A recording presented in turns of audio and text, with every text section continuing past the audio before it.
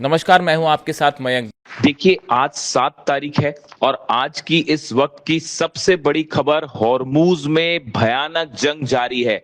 बीती रात एक बार फिर अमेरिका की तरफ से ईरान के ड्रोन्स को निशाना बनाया गया, तो दूसरी तरफ ईरान ने अपनी मिसाइल से अमेरिका के वॉरशिप्स को पीछे हटने पर मजबूर कर दिया है।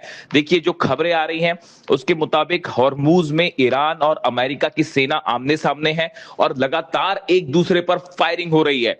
और जो तस्वीरें सामने आ रही हैं उसके मुताबिक ईरान ने अपनी जो छोटी बोट्स हैं, करीब 200 से ज्यादा बोट्स हॉर्मूज में उतार दी हैं। और ईरान की तरफ से यह कहा गया है कि अगर अमेरिकी हमले जारी रहे तो पूरी तरह से हॉर्मूज को बंद कर दिया जाएगा। जो खबरें हैं उसके मुताबिक जॉर्ज डब्ल्यू बुश और ट्रिपोली, ये दोनों वॉरशिप्स जो हैं, इनको पीछे हटने पर मजबूर कर दिया है ईरान की नौसेना ने।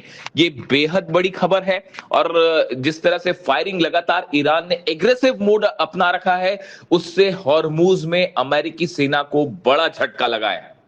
इसके अलावा देखिए, इस वक्त की एक और बेहद अहम खबर, आधी रात को पाकिस्तान के इंटीरियर मिनिस्टर मोहसिन नकवी एक संदेशा लेकर ईरान पहुंचे, तेहरान पहुंचे।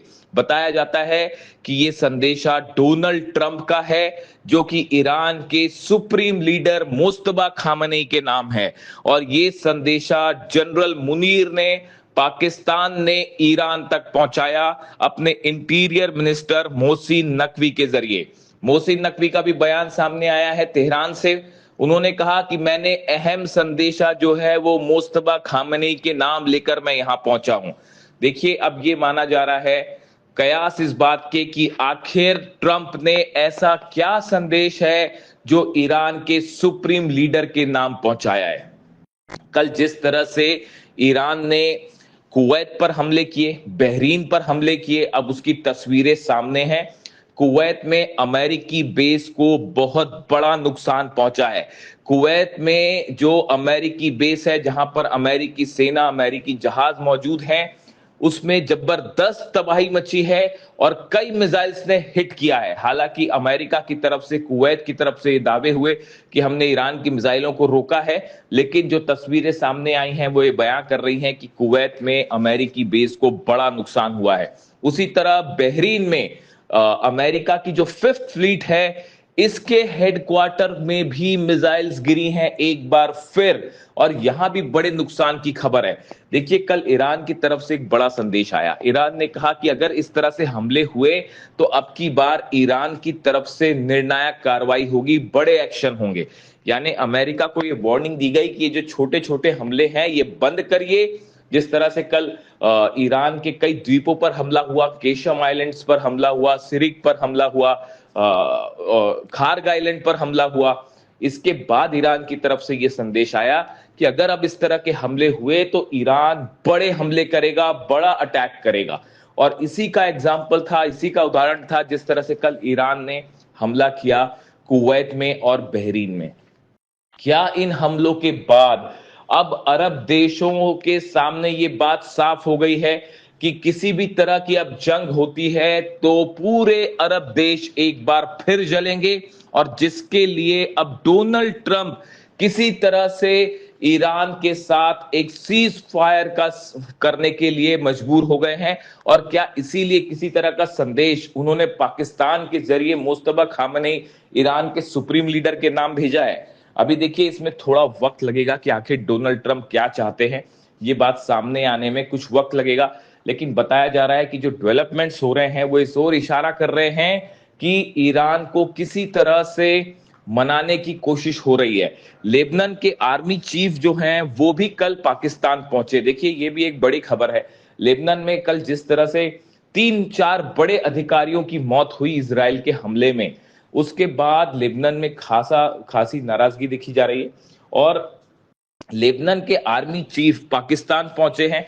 यानी क्या पर्दे के पीछे लेबनान, पाकिस्तान, ईरान को किसी तरह, ईरान को लेकर कोई एक बड़ी डील की कोशिश हो रही है, इस तरह की खबरें सामने हैं। दूसरी तरफ देखिए एक अहम खबर ये भी है, चीन के जो एम्बेसडर हैं ईरान में, उनकी तरफ से एक बड़ा बयान आया है। उन्होंने ये साफ कहा है कि हॉर्मूज पर सिर्फ ईरान का अधिकार है। ये बात एक चीन ने ऐसे वक्त में कही है जब हॉर्मूज को लेकर अमेरिका और ईरान के बीच सीधा तनाव देखा जा रहा है।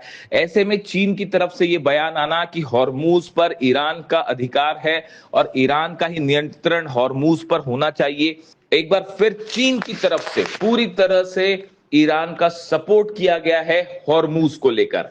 देखिए रूस की तरफ से भी जो बयान सामने आए हैं, रूस ने भी ये बात साफ कर दी है कि ईरान ने जो हमले किए अरब देशों पे, उसको रूस की तरफ से सही ठहराया गया है। और रूस की तरफ से ये बयान आया कि ईरान को अपनी रक्षा का अधिकार है और अगर ईरान के ऊपर हमले होते हैं तो ईरान अमेरिकी बेसिस को अगर निशाना बनाता है तो इसमें कुछ भी गलत नहीं है, ये पूरी तरह से जायज है।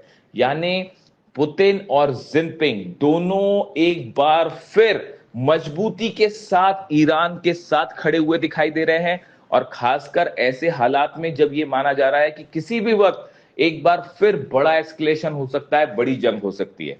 अब सवाल ये है कि क्या डोनाल्ड ट्रंप किसी तरह का एक बार फिर सीज फायर को आगे बढ़ाने की कोशिश कर रहे हैं या किसी तरह की डील करने की कोशिश कर रहे हैं, किसी तरह से ईरान को शांत करने की कोशिश कर रहे हैं, क्योंकि ईरान की तरफ से बेहद ही एग्रेसिव अप्रोच लिया गया है अमेरिका के हमलों को लेकर।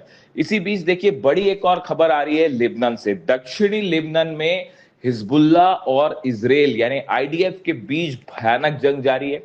हिजबुल्ला की तरफ से कहा गया है कि उन्होंने 25 ठिकानों पर अलग अलग जगह जो है वो इजराइल की सेना पर हमला किया है, और जो खबरें आ रही हैं उसके मुताबिक इन हमलों में कई इजरायली सैनिक घायल हो गए हैं और साथ ही कई इजरायली सैनिकों की मौत की भी खबर आ रही है। पिछले 3 से 4 दिनों के अंदर बताया जा रहा है कि बड़ी संख्या में इजरायली सैनिकों की मौत भी हुई है।